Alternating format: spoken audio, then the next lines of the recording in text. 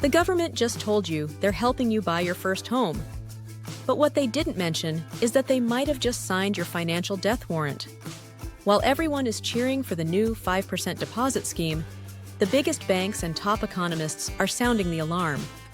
This isn't a solution. It's high-octane fuel on a burning market. In the next few minutes, I'm going to show you how the very policy designed to help you has actually ruined the Australian property market forever.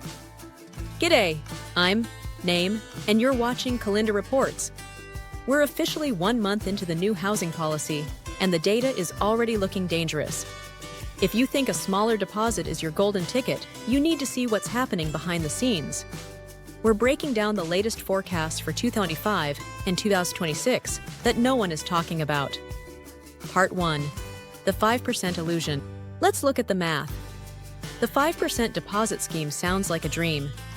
You skip the years of saving hundreds of thousands, the government guarantees the rest, and you dodge lender's mortgage insurance, LMI. But here's the reality check. How are you going to service a massive loan when you've only got 5% equity? You aren't fixing affordability. You're just taking on massive risk in an era of economic uncertainty. When you lower the barrier to entry, demand explodes overnight. But has supply kept up? Not even close. We are already 66,000 homes short of the government's own National Housing Accord targets for year 1. More buyers, fewer homes. You don't need a PhD in economics to know where that leads. Part 2. The 30-day fallout. We've only had this policy for a month, and the data is wild. CoreLogic's daily index shows prices rising at the fastest clip in 2 years. We've seen a 1.1% jump in just 28 days, the biggest spike since mid-2023.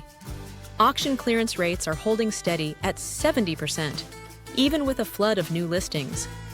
But here's the scary part. Listings are still 15% lower than the long-term average.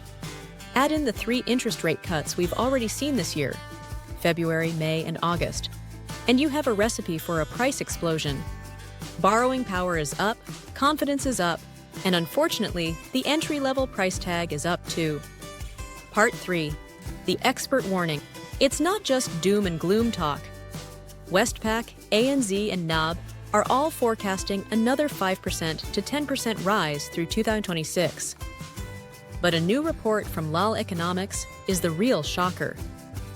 They predict this specific 5% scheme will push national prices up by 6.5%. But for the exact houses first home buyers are targeting, those under the scheme's price caps, prices could skyrocket by 9% to 10%. Think about that. The policy meant to help you just made your target home 10% more expensive.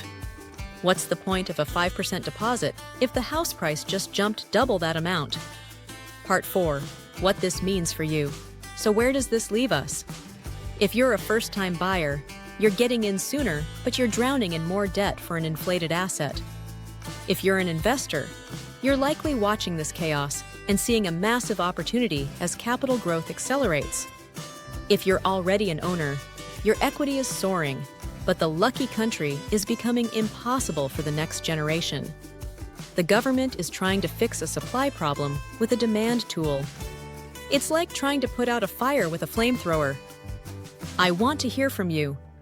Is this 5% scheme a brilliant leg up, or has it just locked an entire generation out of the market by driving prices higher? Drop a comment below. I read every single one. If you want to stay ahead of the curve and become a true property insider, hit that subscribe button. This is your daily 3 to 6 minute update on the Australian market. For a deeper dive into how this scheme actually works under the hood, check out this video right here. Thanks for watching CalindaReports. Catch you in the next one.